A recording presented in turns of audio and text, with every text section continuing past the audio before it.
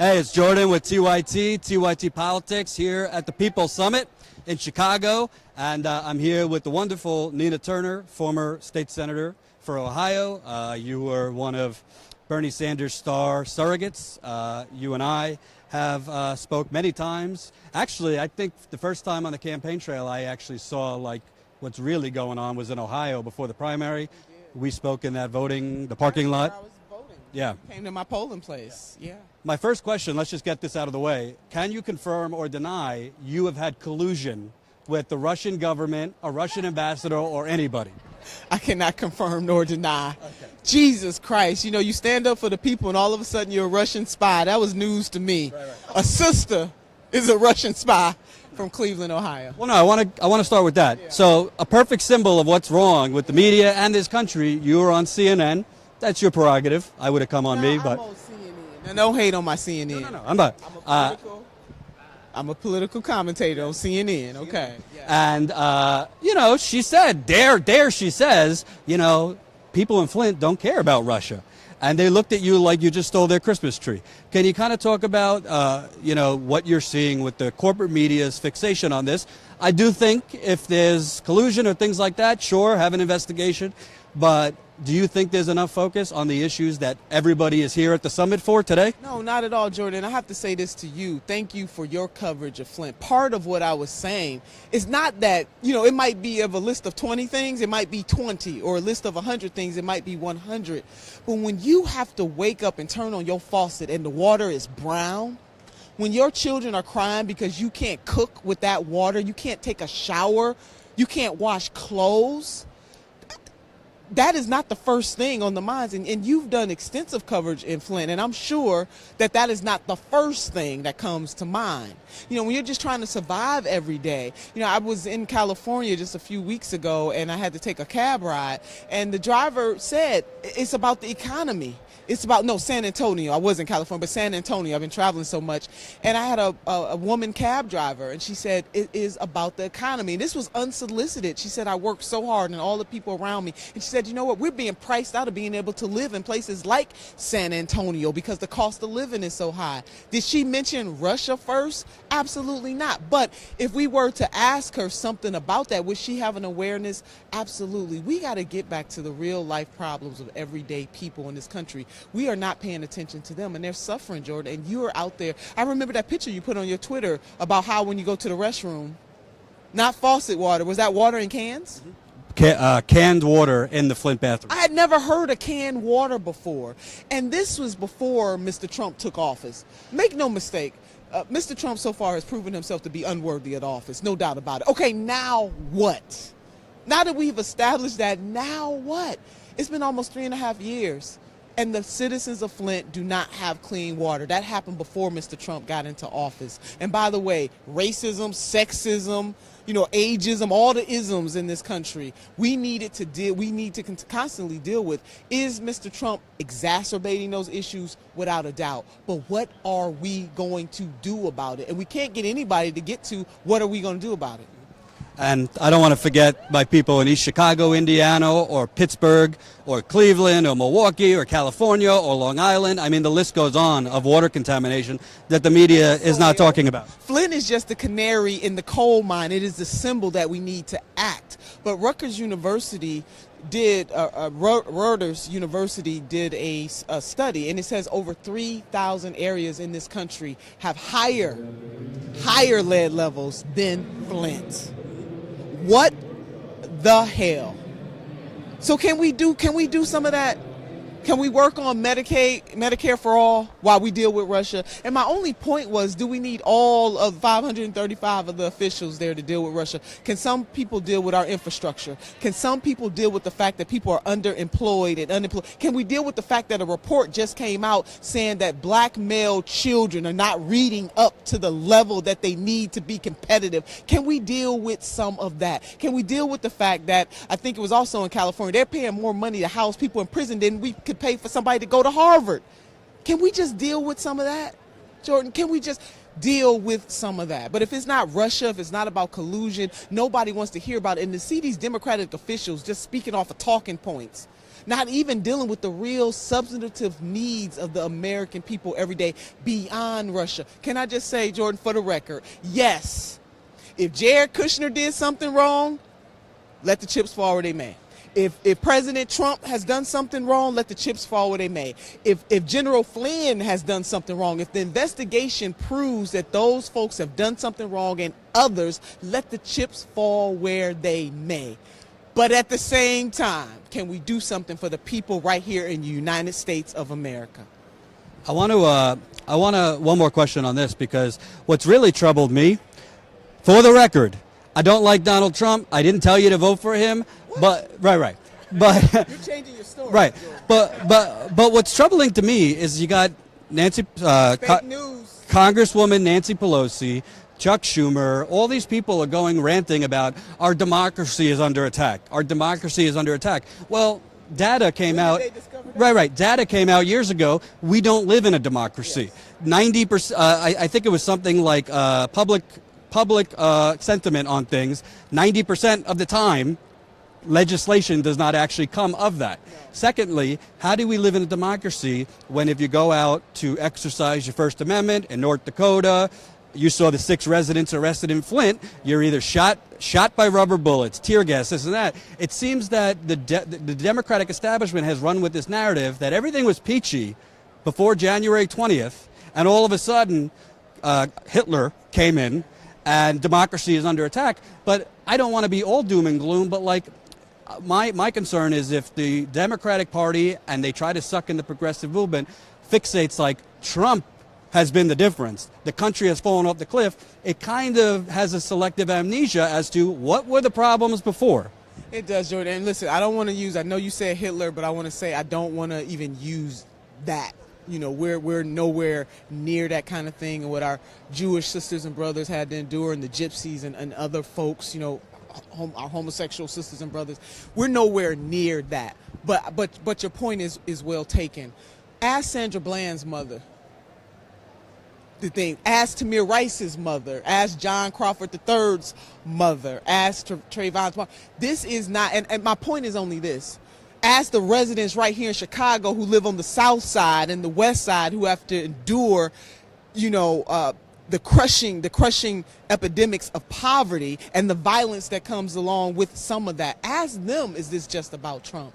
The Democrats, if they want to win back, they really need to get to do. I recommend the Democratic Party does an autopsy on its own, on this party. We have lost our way. This is not just about Mr. Trump. Unemployment rate double in the African American community before Mr. Trump. As we talked about the Flint water crisis, 3.5 years, where was the accountability when Democrats could do something about it and still can do something about it? The gutting of the VRA, all of these things, the fact that people's incomes are not keeping up with inflation, the fact that we should have fixed the Affordable Care Act before it got to this point, the fact that Democrats still can make a recommendation on the fix, the fact that 20-something Democrats in the Senate blocked the pharmaceutical amendment that Senator Sanders had to drive down the cost of prescription drugs in this country. Cory Booker. Some of this stuff has nothing to do with Mr. Trump. Is he exacerbating the pains that are already there? Absolutely. But what I would say to the Democratic Party is we need to look at the women and the men in the mirror. Because the last time I checked, racism, sexism, ageism, income and wealth inequality, hundreds of years old in this country. And, you know, it's interesting because it just came out, I think yesterday or the day before, new numbers that show the Democratic, you know, the Joan Walsh, Neera Tanden, some of the people who created this Bernie Bros myth kind of described the Bernie Sanders movement as an angry white cult. The Obama boys, too. If people remember, the Clinton campaign did the same thing with President Obama's supporters. But they kind of tried to describe it as this cult of older, angry white males. But numbers just came out that showed... I'm an angry, older white man. Jesus. But what I'm saying is numbers just came out that showed the Democratic Party has a problem with all working class people, white, black, brown, purple, glow in the dark. And it seems to me that that's being lost. Now, do I think the Republican Party is worse on social issues, on extremism? 100%. You put a gun to my head, I would much rather Nancy Pelosi than Ted Cruz. Let's say that. However, I think It's right in front of their eyes. You see the populist explosion in America. You see what just happened in the United Kingdom last night. Yet they still, I do reports on John Tester, who's up for re-election, having a fundraiser co-hosted by a Eric Cantor donor who had the largest FEC violation in the 21st century. He just did a fundraiser with that person last week.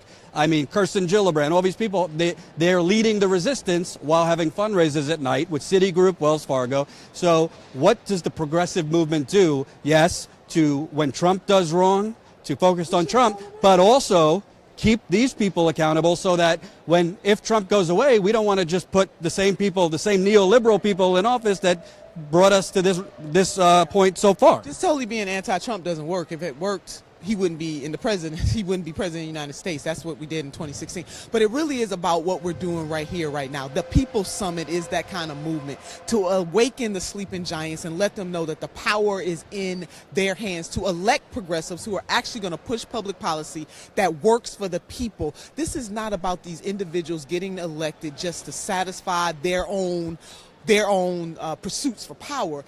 And in many ways, the Democratic Party has lost their way on that. I mean, remember, there was a focus group just done by a Democratic think tank that they interviewed Obama voters in 12 who then voted for Trump in 16. And when they were asked who is the party that deals with Wall Street, who's the Wall Street Party, something like that, they said Democrats, for God's sakes. So Democrats need to take a page out of Michael Jackson, one of his songs, look at the man and the woman in the mirror and determine what type of party this wants to be. Do you want to be a party of the people? And stop blaming other folks for the fact, I guess Russia caused us to lose 1,100 seats too. You know, for Republicans to have super majorities in legislatures. I served in one of those legislatures in Ohio. To lose governor's mansions all across this country. We have got to stop blaming this conundrum on other folks and do something that is relevant and real for the people of the United States of America right now. Once we do that, have some authenticity, then Democrats can win back. It's because I'm tired of the scare tactics. This person is worse. The lesser of the two evils is still damn evil. I mean, at least that's what my grandmother said.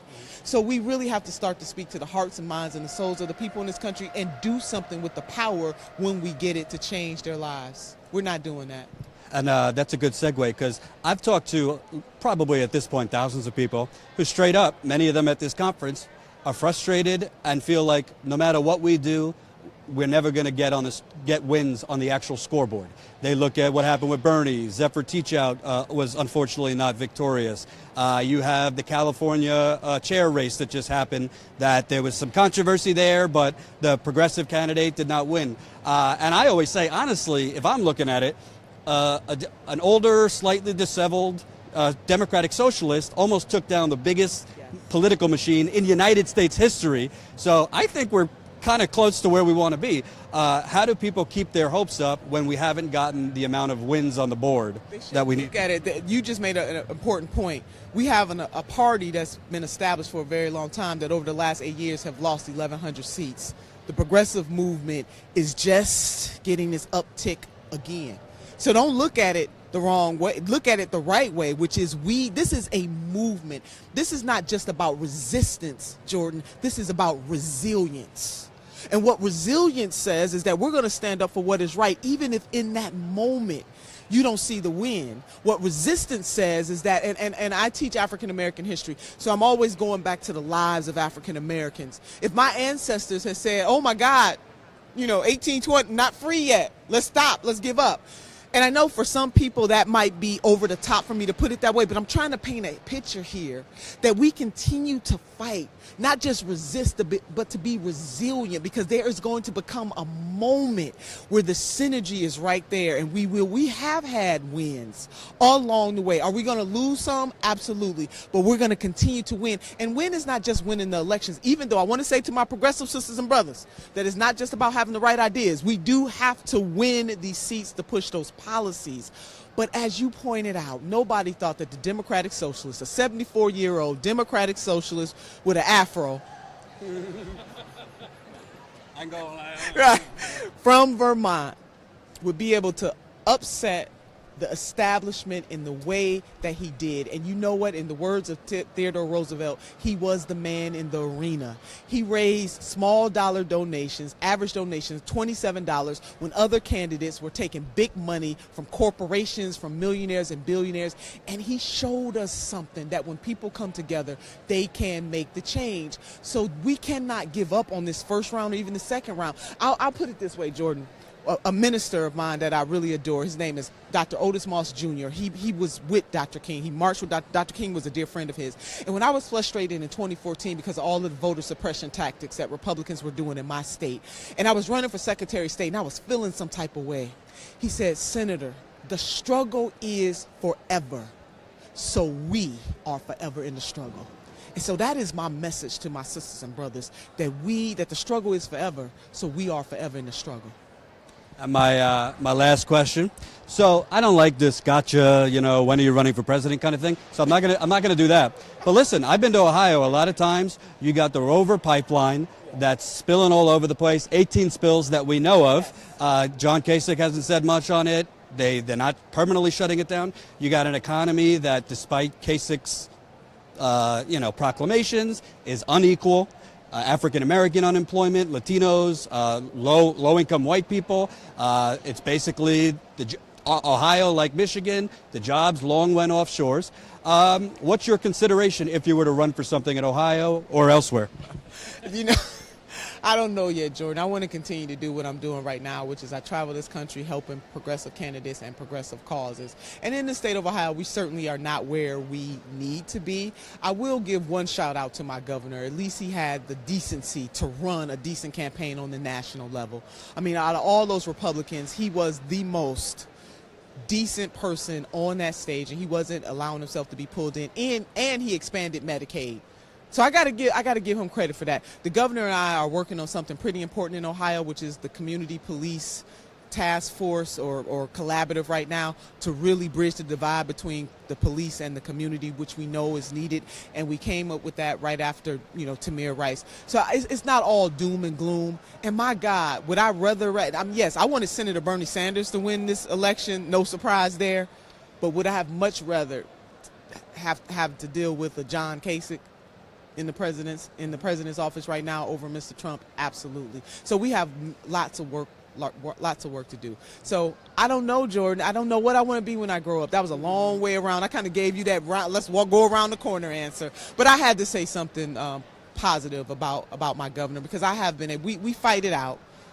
We fight on the issues, and I think, yes, there's always more that he could be doing. But he has been one of the most decent Republicans that I've had the pleasure of working with. I lied, one more. So, right into the camera, what's your message? Because I don't want to pile on Hillary, but she won't go away. Her folks won't go away. It seems that in the past, like Mitt Romney, he lost gracefully. He didn't go out blaming the rest of the world. Same thing for John McCain. But you have, the only reason I still cover Hillary is I think she's still, her bill and that ideology of neoliberalism, the Clintonites still have the stranglehold over the party. What is your message? Obviously, I don't wish you poorly or any of them poorly, but what is your message to, is it of let the new guard come in? What would be your message to some people who are being a little prickly and not passing the torch, so to speak? Well, Frederick Douglass once said, "The power concedes nothing without a struggle. It never has and never will." I think it's naive of people. First of all, Secretary Clinton has every right to be out in that whatever capacity she wants to be out. So far be it from me to say that she doesn't. But in terms of what it is going to take to move this party to where it needs to move to be real, not just to be anti-Trump, but to be real, to say to the families in Flint that come hook or crook, we are going to be right there by your side pushing policies. Damn it, we're not going home until you have new pipes. To say to the poor people or the people suffering under violence in this city, in Chicago, that we are going to move, and that being a Democrat just for the sake of being a Democrat is not enough. So to me, Jordan, we spend too much time on the personalities instead of being about the people's business. So I want the folks in this country, no matter where they hail from, to know that if we all put a little extra on our ordinary, extraordinary things can happen. But nobody's going to give you the power. If the progressive movement wants the power, they are going to have to take that power, period. They're not going to give it to us. There you have it. And the great Nina Turner will be giving a legendary sermon Sunday morning here at the People Summit Sunday morning. She is the main speaker. We're going to live stream it. Everybody's going to live stream it. Can I give a shout out to the nurses? I want to give a shout out to Roseanne DeMauro, the nurses are badasses. Any way you cut it, they stand up. They are the reason why that Healthy California Act passed in the Senate, because they brought the thunder. That is what activism and agitation and resistance but resilience looks like. So we need more badass nurses. That's the key, Jordan, is more nurses. Solves all the problems of the world. The nurses were the first large group that went out on a limb, endorsed Bernie Sanders. I could use a nurse. I got more ailments than you could think of. All of them are old white men, though. They're in disguise. Yeah. Folks, that's Nina Turner. Thank you for joining us. Appreciate it. Yeah.